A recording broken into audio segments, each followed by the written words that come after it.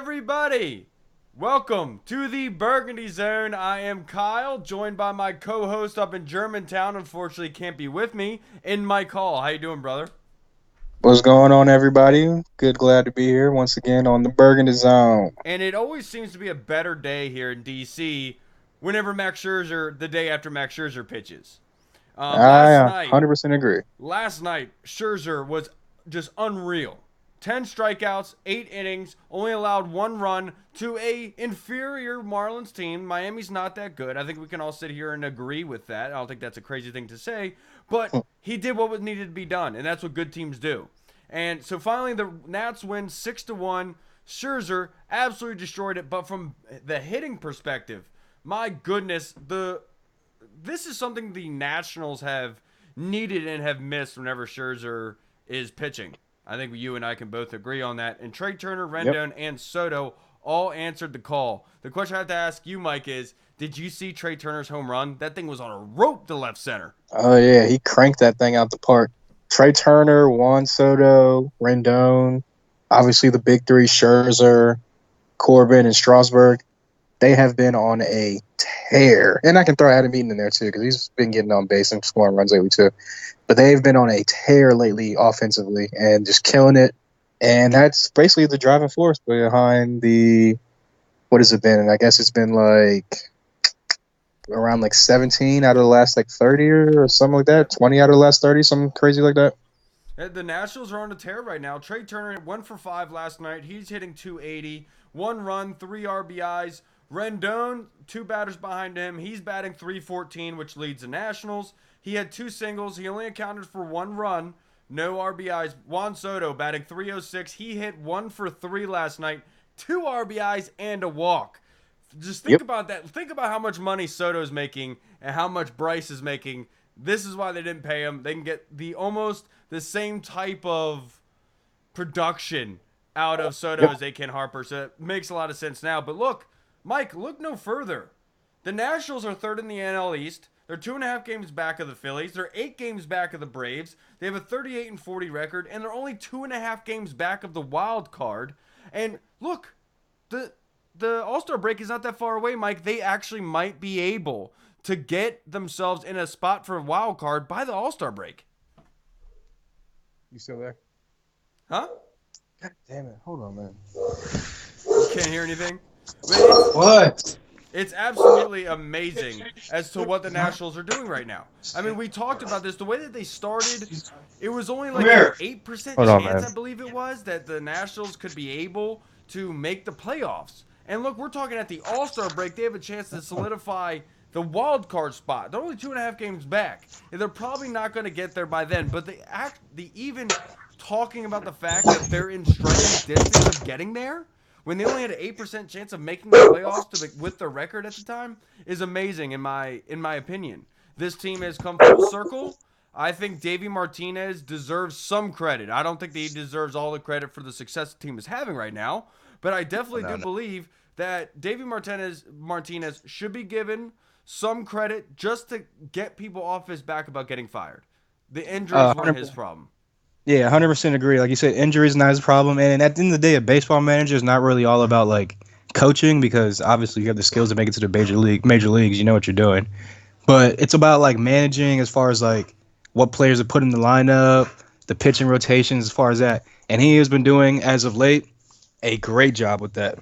Yeah, and speaking of the bullpen, Sean Doolittle, he gets a huge nod. He has been the driving and only solidifying force in the bullpen for the Nationals. And every time the 9th inning comes up, Sean Doolittle is good for it. It's just getting to that 9th inning has been the problem. A lot of credit to Sean Doolittle. He has been the saving grace. He has been the one nail that has stayed tight for us on the deck here for us to stay stable. And I really, really do give a lot of credit to Sean Doolittle for that. And I don't really want to give anything to the pitching staff. They haven't really done much, to be honest with you. Right. But for instance, they let go of Trevor Rosenthal. They gave him one chance over the weekend against the Braves. He came in, immediately was giving up runs and walks. He cannot find the strike zone. It's too bad. They paid a lot of money for him. Yeah, I mean, it is what it is. They were banking on him being at least somewhat of what he was, coming off the Tommy John surgery. Obviously, he was completely horrible coming off the Tommy John surgery. He was getting good velocity on the ball, throwing 100 miles per hour, 99 miles per hour. It's just the accuracy. I guess he was in his head too much. I guess he tried to maybe switch up his pitching like style or like form. Something was wrong because there's no way a major league pitcher at one point in his lifetime should have an infinity as your ERA. That's like crazy. I know. He slowly got it down, but just saying it shouldn't have come to this. I mean, this really Exactly. Yeah. surprised a lot of people. The way that not Sean Doolittle, the way that Trevor Rosenthal came and was pitching for the Nationals this season. The entire league was surprised by this. And what is going on with Trevor Rosenthal? It's too bad. He's going to get picked up by somebody else. He's going to be somebody's minor league deal. He's going to get signed. He's going to work for him. Hopefully he turns his career around because I am rooting for the guy. It really sucks to be it's almost embarrassing to be put on full display like that. It sucks. Yeah, I mean it does. By all accounts, everyone says he's a great guy, one of like the nicest and greatest guys outside of the field, like off the field or whatever. And so, like you said, hopefully he turns it around and whatever team gives him another chance. Because I mean, you're throwing 100 miles per hour, you're gonna get a chance somewhere. So I just hope wherever he goes, he can get it together and continue his career. Yeah, absolutely. But we have to move on. Sticking here in DC. Brooks Orpik retired. Announced that yesterday. A lot of credit to Brooks Orpik. He got a ring with us. Yep. A lot of credit to him. It sucks they shipped him out after a year. But look, great career. You got a cup, my dude. You got the party. Good for you. What a great legacy that you are leaving behind. It's going to be sad. It's kind of a sad day in DC to see Brooks Orpik hanging up the cleats. Not cleats, the skates. Yeah, I agree. Two-time Cup winner with the Penguins. Fuck them. But obviously, he won it with the Caps. So you win a championship in DC, you're always going to be good in my book. So hope he finds something outside of retirement and does his thing. And I just, yeah. Let's move on to the reason that we're all here, baby. We're in the Burgundy zone. Let's talk about the Redskins. And 2 days ago, Theissman randomly called into 106.7 and was talking to Thom Lavero, and it was really intriguing to hear what he had to say. He had some very curious things to say about Dwayne Haskins, and I'm sure, Mike, that we have talked about this ad nauseum, but he basically said it's a recipe for destruction if Dwayne Haskins starts week 1. I don't 100% agree with him. I'm going to explain why after yours. Mike, do you agree with Theissman? Do you think Theisman's right? Would it be a recipe for destruction to start in week 1? From all the accounts I was hearing and what was coming out of OTAs, where he was still having trouble calling plays at the line or even breaking the huddle, and he was still getting the plays kind of wrong in the huddle, like one word or two, which obviously you can fix between now and training camp. But just the like I said, that first 7 weeks where we have 5 playoff teams from last year and probably going to be playoff teams this year, I would just like to see the veteran come in there and possibly just give us a chance and at least keep us in games with the defense probably most likely playing to top tier, top 5, top 7 league in the league level. I would just like the veteran that's been there before, done it before, has seen all these defenses and before numerous times, and can go out there and pretty much do the Alex Smith role where he just dink and dunk down the field. And if you want to take a shot down the field with the new receivers that we have in there, cool with me. But I just want, I mean, if I will say this though, I will put an asterisk on that. If Dwayne Haskins looks like a new guy coming into training camp where he's breaking the huddle crisp, he's going to the line, he's getting the play down pat, he's putting everyone in the right positions, he can like learn the audibles and he can read the defense as he's going along, then I would have no problem him starting week 1. But I do agree with Joe where he's been out there. He's been watching him in OTAs. And he's been around him. So if that's what he's saying, that's what he's seeing, then I got to go with him. Yeah, I understand completely where Theisman is coming from. I understand completely. My only thought process behind this is with last season with Alex Smith, you saw him as a game manager. You saw what this offense did at Alex Smith at the helm. This wasn't a air raid offense. It was stagnant in the passing game. There was no down the field attacking. You can have that same thing with Dwayne Haskins. Right. You look at all these quarterbacks that are good today. Aaron Rodgers, Tom Brady, Ben Roethlisberger, Phillip Rivers, Eli Manning's not good. But when they first started, they were told to manage the game. They did not get brought in to have an air raid. The only quarterback that was able to do that first off was Andrew Luck. And he's just a Pat Mahomes last year. phenomenal prospect. I think he's just different. But my point being is he doesn't have to do all that much. And if all you're requesting for Dwayne Haskins to do is to be able to call the right plays, get the guys in the right position, and not turn over the football, I don't think that's a recipe for destruction. I think that's a recipe for success because we saw that with Alex Smith. All you have to be able to do is not turn over the football and be able to hit your checkdowns, and this team can be a very good team. This defense can carry you. It's just, can you get better throughout the season? And that's the point. Is Dwayne Haskins is guaranteed going to be better week 16 than he was in week 1. And that's why I think it would be smart for the Redskins to weigh all their options and to really invest their time into Dwayne Haskins. I didn't think so at first when they first drafted him. I thought it was going to have to take a while. But after I thought about it, after I heard everything coming out of OTAs and they were throwing everything at him and he kept taking it and then doing even better, doing more than they expected, that's where I was like, okay, this dude could play week 1. I think he has the balls to do it, and I think he has the mind to do it. Because, look, calling plays and getting guys in the right position is what a veteran does well. And it's hard to do. But from what we've heard is Dwayne Haskins is a film rat. All he does is watch film. I think it'll be kind of easy for Dwayne to develop that. And so I don't necessarily agree with Theissman there. I think he's trying to send a warning shot to Jay in a way to say don't force this if you don't have to because you have Keenum there. But at the same time, I think Jay's all in now. After Jay's recent comments, I think Jay's going to start Dwayne week 1. Look, that's why I put the asterisk above it. That's why I said, I 100% agree with you. If he comes into training camp from day 1 and he has the playbook down pat, he's still not, getting a word or two wrong as far as the play call in the huddle. He's getting to the line crisp with 15-plus seconds on the play clock to, read the defenses, get the audibles, blah, blah, blah. And by the end of training camp, if there's no, clear gap and, we're just going to give it to Dwayne because it's a or no, that's what I'm not going to say. If it's, no clear gap and it's, a 50-50 toss-up, then obviously you're going to go with the young guy because as a veteran, Case Keenum should be able to beat out a rookie in training camp, especially one that's never even called plays out of a huddle before.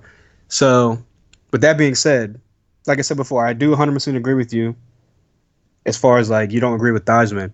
But, again, like I said, I just don't want to have the Derek or the David Carr syndrome where we send him out there against these top teams in the league and these really good defenses throwing blitz after blitz after kitchen sink blitz at him, and he just gets so confused and just shuffled in the pocket that it kind of takes his career on a downspin. I'd rather just wait it out a couple weeks, let Case see what Case can do for the first 6-7 weeks of the season, and if he's doing his thing, keep him in. If he's not, if he has us at 2-5 or 3-4, you know what? And if Dwayne has been showing out in practice, throw Dwayne in there for the second half of the season and let him get some momentum going forward and maybe even a playoff run. Look, and I'll piggyback off what you just said.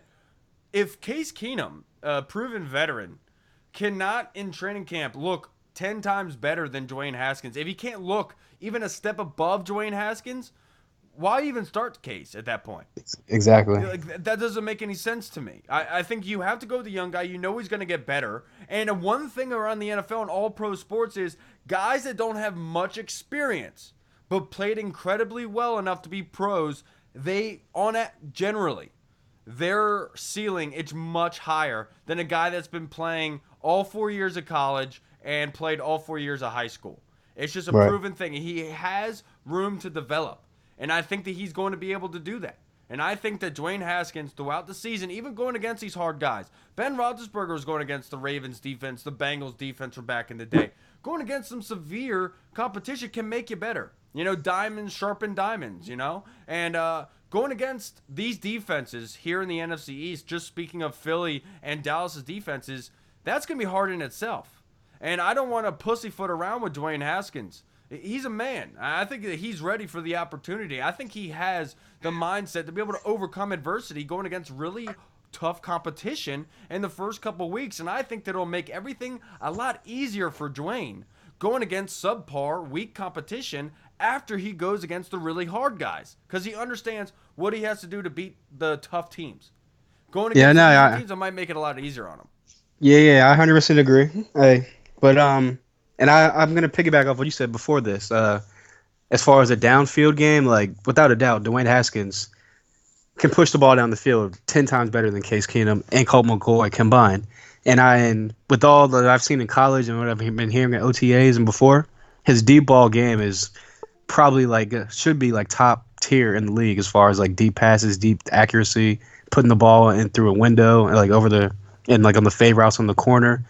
But the corner of the receiver's shoulder or whatever. But yeah, I mean, like I said, I don't know. It's a toss up, man. I'm so torn on it because I know that going forward, if Case starts from week 1 and by whatever week, let's say, I guess 6 or 7, if Haskins in there, then obviously that means that the Redskins record is probably like 0 and whatever, 1 and whatever, 2 and whatever. We're only going to have maximum 2 wins. So they're going to turn it over to Dwayne. That is the only reason why I would rather see Case start out from the get-go because, and like I said, with the asterisk going into training camp, if Case can give us the best option to get whatever wins we need to make the playoffs or even keep Jay around because I like Jay as a head coach, and I know Jay wants to potentially keep his job. So I think that he's going to push for Case Keenum regardless of how Haskins looks, unless it's a huge like difference between Haskins and what Keenum looks like. Right, and that's my point. Is if Case looks like 10 times better than Dwayne in training camp, then obviously let's pull the trigger. You know, Right. It's just if Dwayne is actually making it a competition, if he's actually making it fun and showing what he's capable of, I think that go ahead, start him week 1. Who cares, dude? At this point, this isn't Robert Griffin III. This isn't a dude that we're having running out of the pocket every play. Bad stuff can always happen.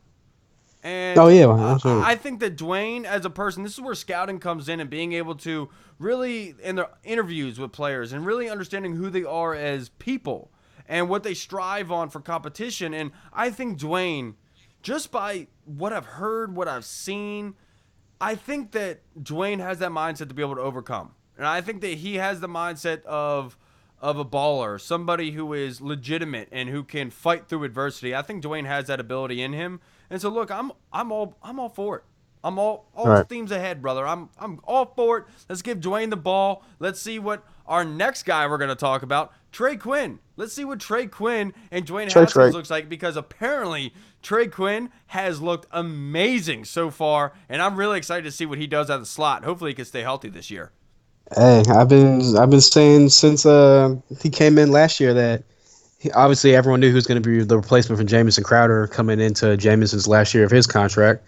But I've been saying it from the get-go, he could be the next Jamison, if not even better, as long as he stays healthy because obviously I haven't watched a lot of SMU football in like college because who the hell watches SMU unless you live around SMU? They're not even on TV. Right.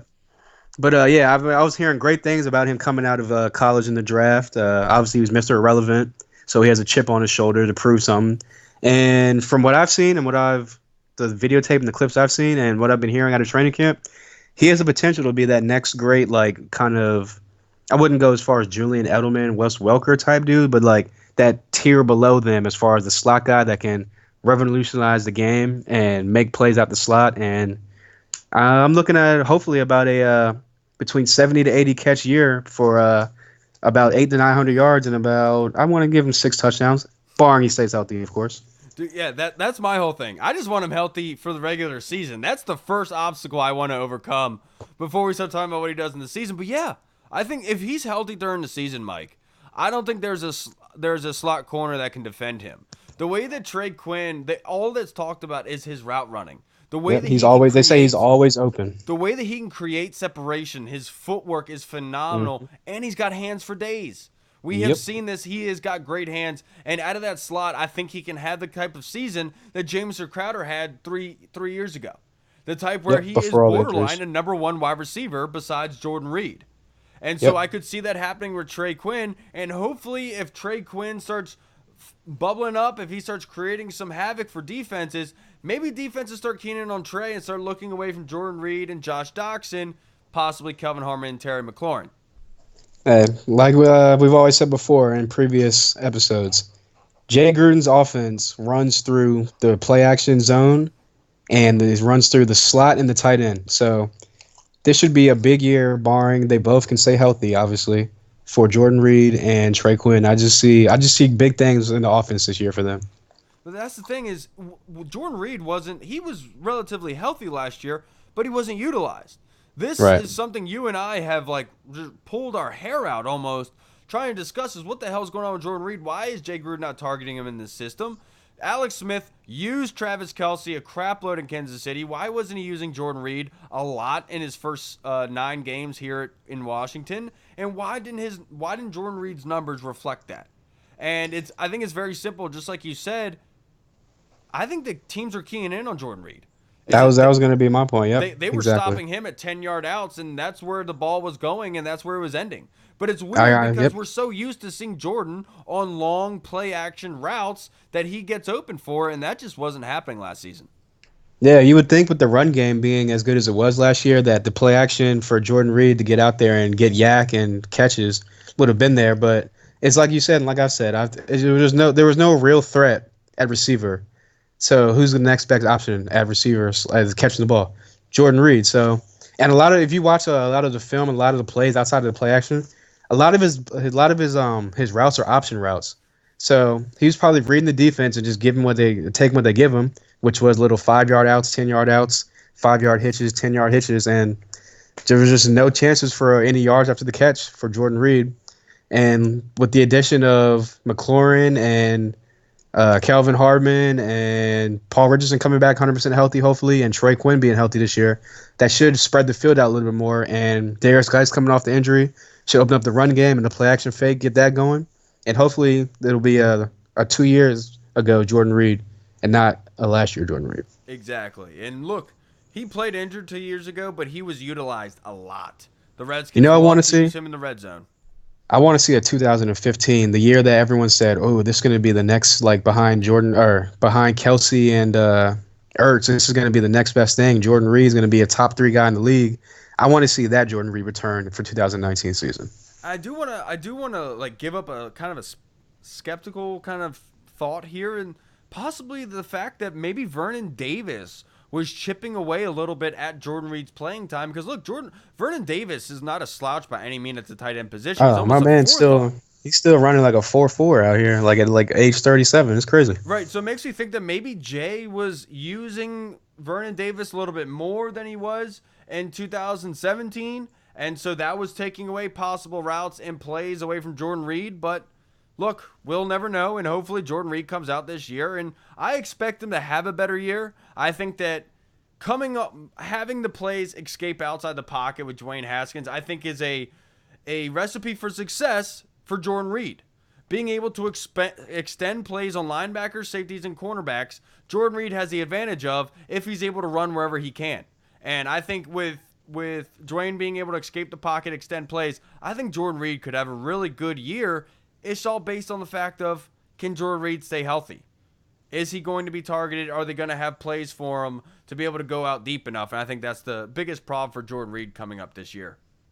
Yeah, I 100% agree. Like I said, with Trey Quinn, should be in the slot, eating up space, taking away another defender as far as a linebacker getting out of his zone or a safety having to come down to match up with Trey Quinn in the slot and help the corner out. That should open up everything else for Jordan Reed down the field as far as, and also with the addition of Hardman or McLaurin or Richardson being healthy, or even, who knows, Doxson having an actual pro football players type of year next year. So maybe that'll, like I said, open up the seams and all the post corner routes for Jordan Reed. He can get back to that elite top 3 guy in the league. Yeah, and don't forget about my boy Cam Sims, by the way. He might make the starting roster, and he could be starting week 1. Hey, he's another guy where if he can get healthy, he could be taking a lot of reps away from Josh Doxson there. Yeah, hopefully we also get to see some baby Julio as well. I'd love to be able to see that.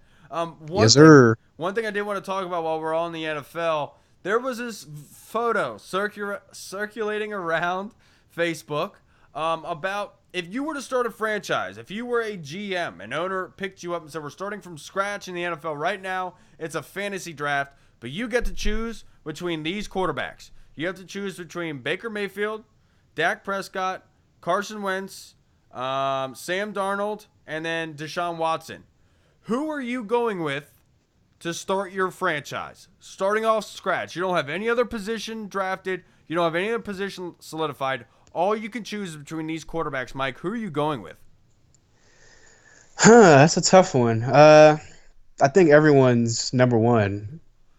Well, most of everyone number one is going to be Baker Mayfield, just because, just the way he plays the game, the tenacity he plays with, the chip on his shoulder that he always comes in with. No, even though he's number one pick, even though he won the Heisman in college, he just still plays with that chip on his shoulder that, oh, I'm a walk-on. I had to be a walk-on twice in 2 places. Oh, people don't believe in me? Oh, okay, watch this. So I definitely put him number one. And here's where it gets a little sticky.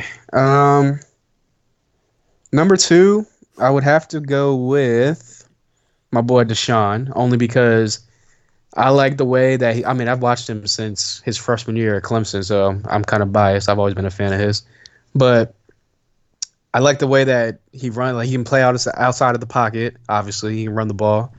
I like that he has a huge arm. He's accurate. He's smart. He can read defenses. And, yeah, he's just an all-around playmaker. So he's my number 2 guy.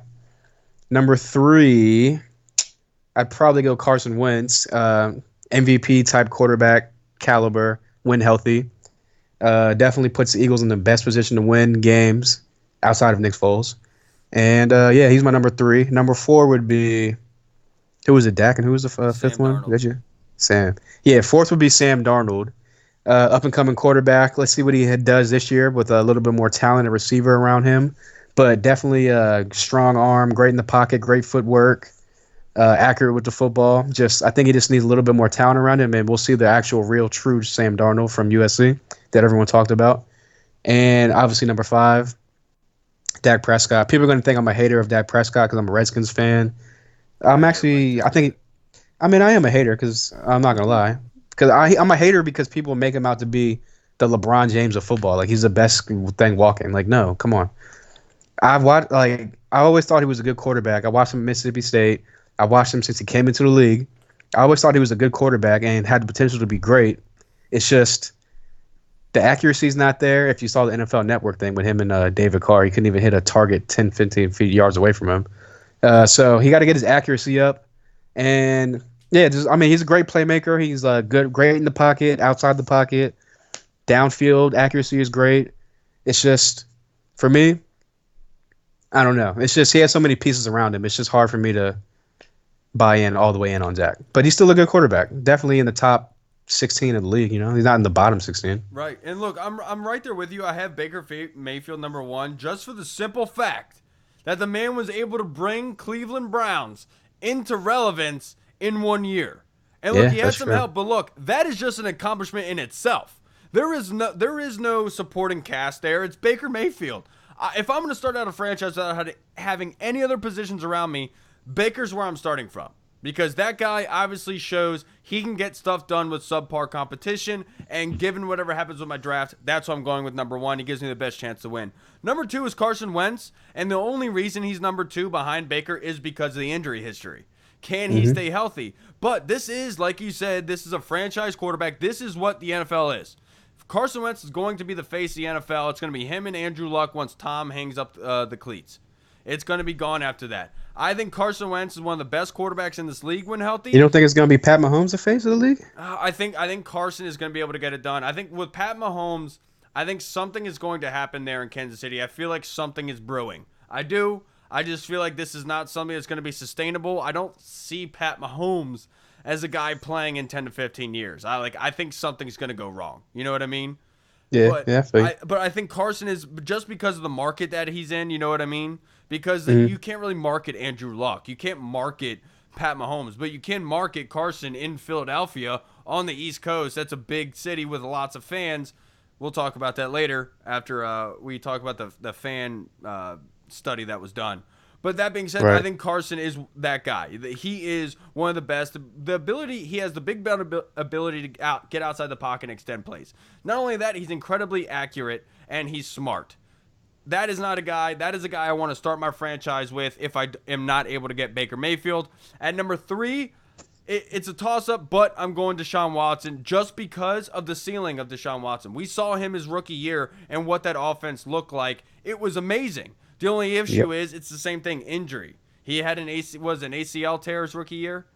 Yeah. He had an ACL tear his rookie year. That kind of scares me just a little bit, but it just doesn't get me over top of Carson just because Carson has proved just a little bit more than Deshaun. And then at 4, I have Sam Darnold. Big, strong quarterback. Only 1 year with the Jets. I want to see what he does with an offensive-minded head coach. I feel like this is the year that we're going to really be able to see Sam Darnold because it's almost like Marcus Mariota in a way. We couldn't really see what Marcus Mariota was capable of because of how bad his personnel was. Until he started Right. to get us some personnel around him, that's when we started figuring out who he was as a quarterback. That's why I feel like it's going to be with Sam Darnold this year. So that's why I have him at number 4. Number 5 is Dak Prescott. Yes, I'm a Redskins fan. Yes, I'm a hater. I don't care. I'm telling you, I'm being real. I'm being honest. I think Dak is a great quarterback. I think he's a good quarterback with the pieces that he has around him. The line, the tight end, the running back. I think that's what's making him really good. Now, if I'm starting a franchise, I don't know if I can provide that. That's why he's last on my list. I cannot sit here and put Dak Prescott in Kansas City's offense and he's going to be a great quarterback. I don't think that's going to happen. I think Dak Prescott's going to struggle under that much pressure that Pat Mahomes is under. I think that Dak Prescott is if you're going to start a quarterback off from scratch, I don't think that's a very good guy to go with. Like, for example, the best way I could put it is, imagine you have a Hershey's bar, and you have 6 different pieces, right? And 8 pieces, the 8 pieces is the Super Bowl, 6 is the playoffs, 4 is barely missing, 2 is nothing, right? Mm-hmm. What I think is that the running backs and the O-line and the tight end, that's what gets the Cowboys to 4. Dak Prescott gets them 2 extra to 6. What I think with the Eagles is that the Eagles' offensive line, their wide receivers, their running back, tight end, they were all maybe 3 slices, 2 slices, and then Carson bridged that extra 4 to get them over the top. Does that mean that Dak and Carson are the same quarterback? They're just as good as one another? No. Carson did more to get his team there. That's why I hate the argument about, well, Dak's team's in the playoffs, your quarterback's not. It has nothing to do with it. Stop bringing that up. The fact being is, I think Carson has a lot more to do with the success of his team than Dak does, and that's what I personally believe. Yeah, no, I mean, we pretty much had the same list. We just flipped Deshaun and Carson.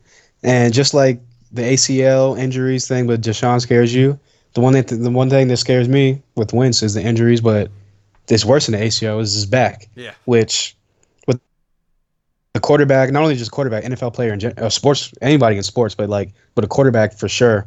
Once your back goes out and you can't really drive the ball down the field, you can't get that twist and that velocity behind your throws.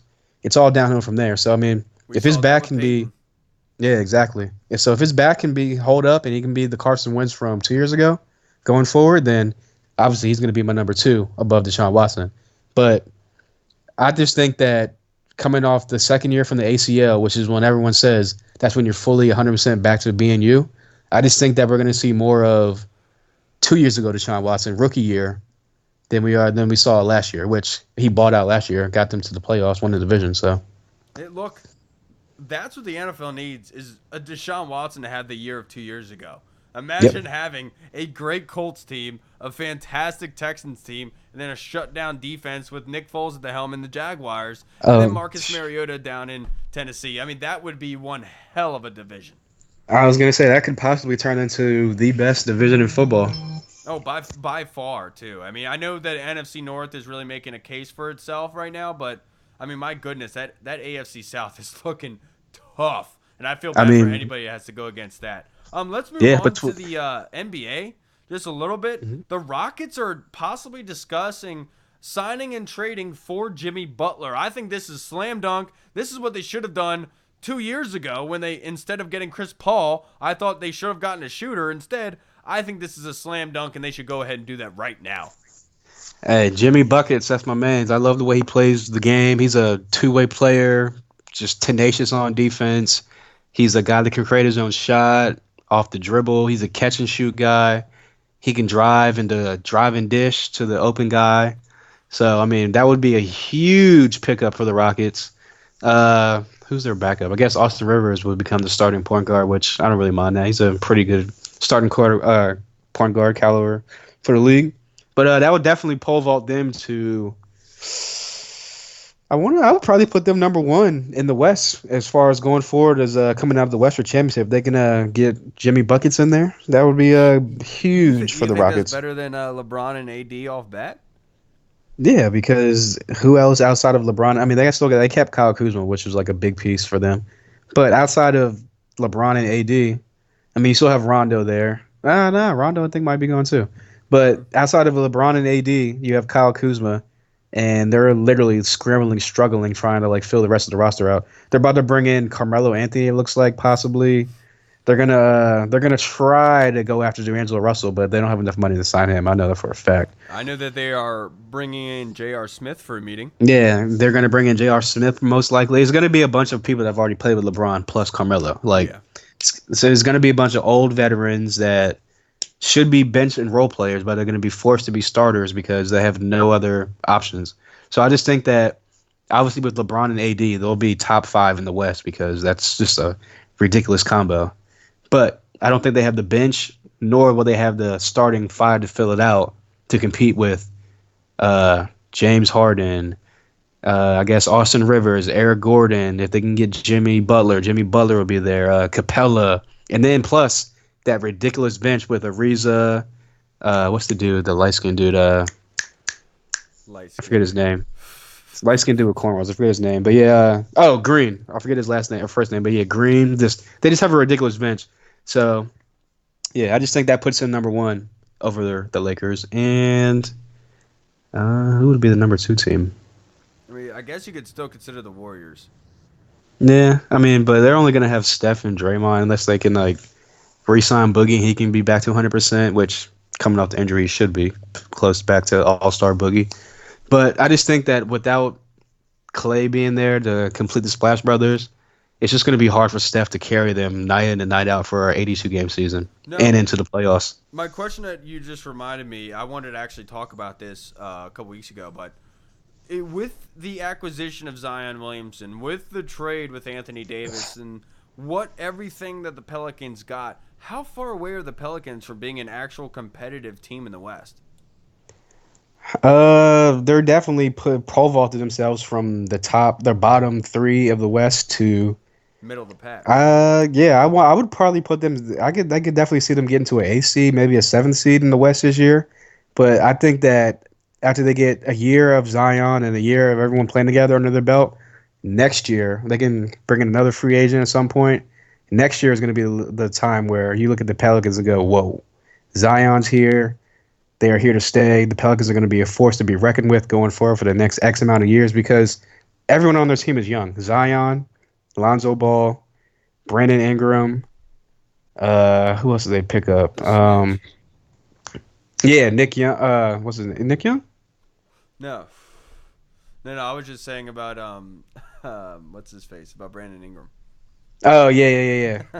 So, yeah, like Brandon Ingram, Lonzo Ball. Oh, Josh Hart. That was the other guy. Josh Hart is a great role player, a great 3-point, a great D&3 guys, a great bench player / role player. So, they're definitely, like, 2 years from now, they should be a top 5 seed in the West. But I think next year they're going to, depending on how Zion gets acclimated to the NBA, I think they could be a 7 or 8 seed next year. Yeah, I definitely do. I agree with you there. I think they are a couple steps away because to win in the West, it's going to take a lot. I mean, that is exactly. It's a really good conference, and it's going to be really tough to be able to get that. But what might make it easier is the fact that Durant turned down his $31.5 million option with the Warriors, which would make him an unrestricted free agent. So we got to talk about where they go. We thought it was the Knicks was a foregone conclusion, but apparently Kyrie's not going to go to the Knicks. He's going to go to the Nets. That's where he's going. Where's Durant going to go? And I don't know where. I don't know where he could go or where he'd even want to go, to be perfectly honest, where he could win now. Yeah.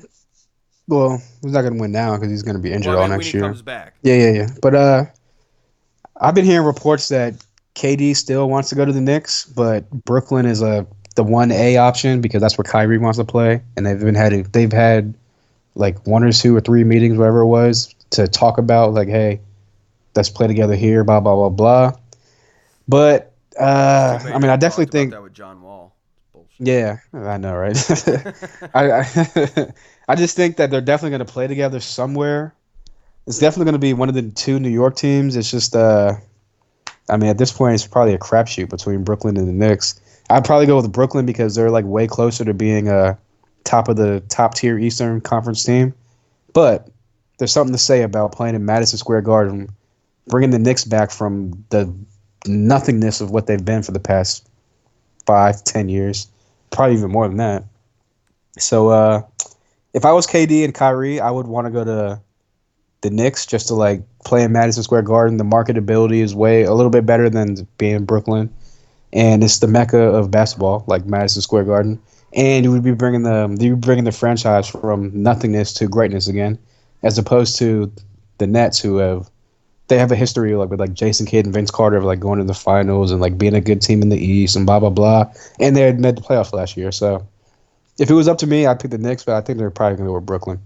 Yeah, and look, Brooklyn has needed it ever since they signed Darren Williams, and nothing ever happened.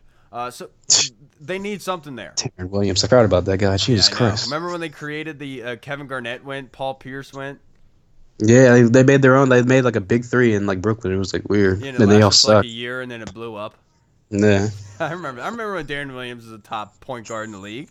I remember. Man. I remember.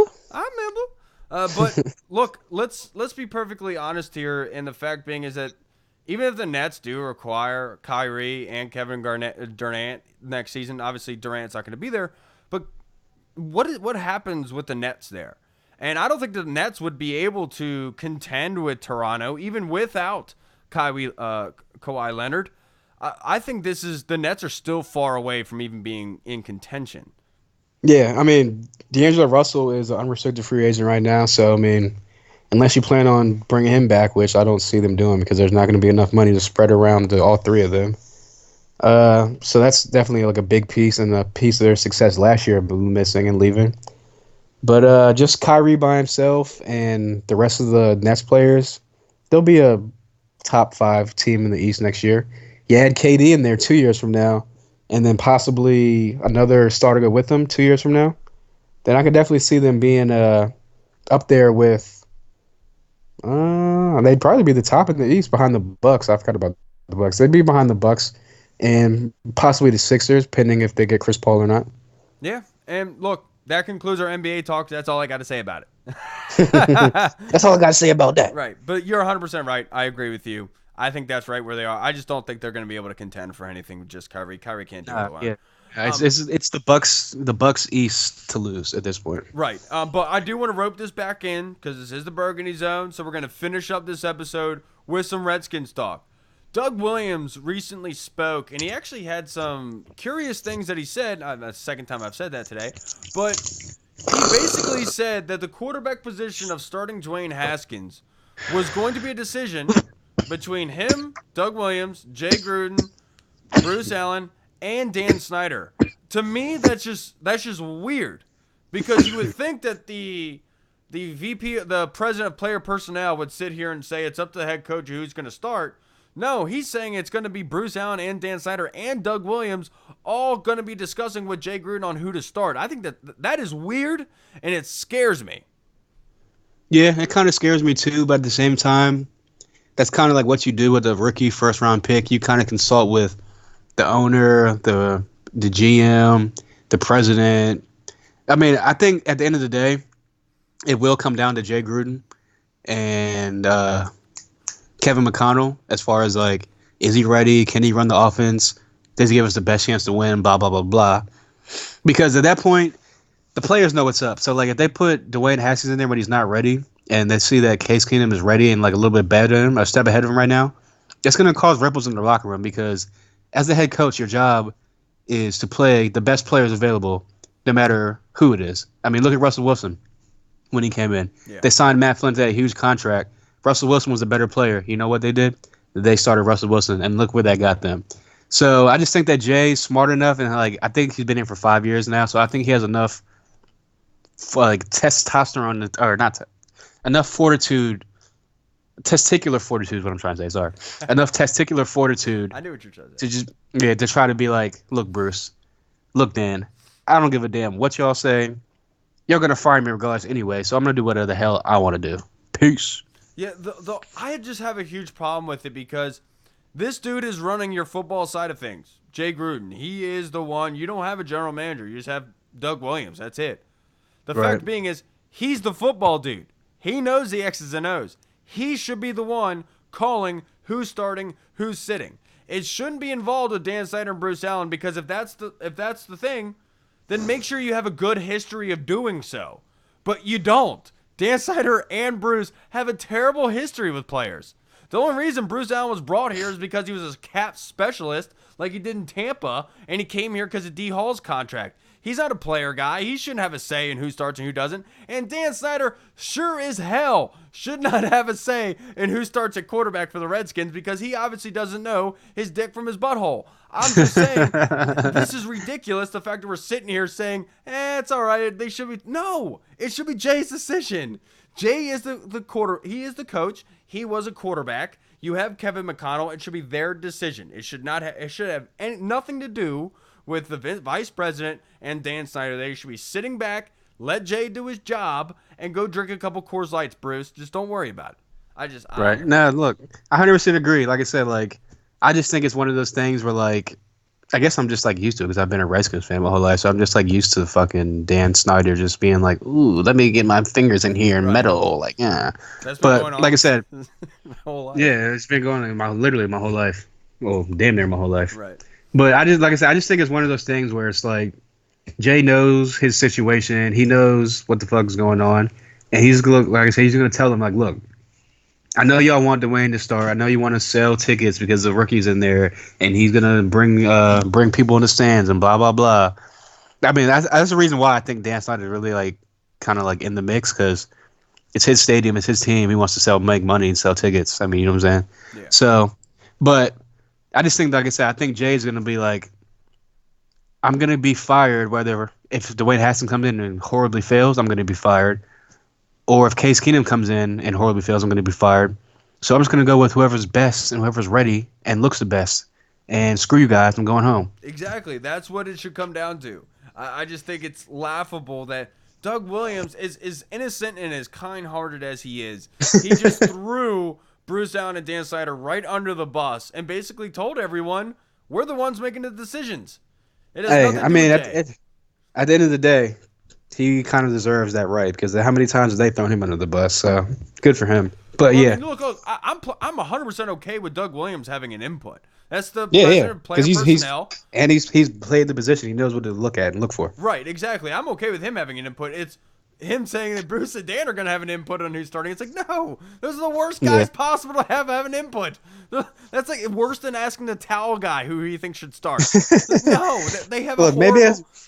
Maybe it was just Doug Williams being Doug Williams in the media where he just talks and rambles on to what the hell he's talking about. Maybe they have no input whatsoever. Maybe he's just saying that to make them to make them get their little shine on them for a little bit. You know what I'm saying? I don't know. I just feel like he's so kind-hearted and so he's just a normal guy. He doesn't think ahead. He doesn't think chess. He just says what's on his mind, and he just threw him right under the bus as innocent as he is. And I love him for it. I love him for it. Oh yeah. Doug is the man. Thank you so much, Doug. You let us know what's still going on. Even though everyone's trying to tell us Dan is sitting in the back seat, Dan's not doing anything. No, Doug Williams says otherwise. Right. Damn, Lewis Riddick doesn't know what he's talking about. Right. That's probably why they never hired his ass back after all the interviews he's been there. Exactly. All right, everyone. Well, thank you so much for tuning in. Today is Wednesday. And we will be back possibly Friday. We're going to try to get Chris back on with us, Mike. And we're going to have a live episode for you guys again. But this time we're going to record the whole episode. We're not going to do 20 minutes.